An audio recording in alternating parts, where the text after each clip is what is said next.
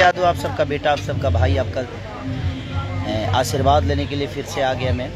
Reason एक बहुत ज़रूरी रीज़न था, इसलिए मुझे लाइव आना पड़ा। कल 6 तारीख है और कल एक शो भी है मेरा बरहज में, और दूसरा शो है डोरी गज में। अब 2 शो है एक्चुअली। अब एक ही डेट था और दोनों लोगों को खेसारी ही चाहिए था, इसलिए मुझे ये दोनों शो को मैनेज करना था, ताकि सबके मैं यहाँ भी अपना उपलब्धि दे दूँ और लोगों का प्यार पालूँ। और नेटवर्क नहीं है क्या? आ रहा, रुक नेटवर्क आ रहा।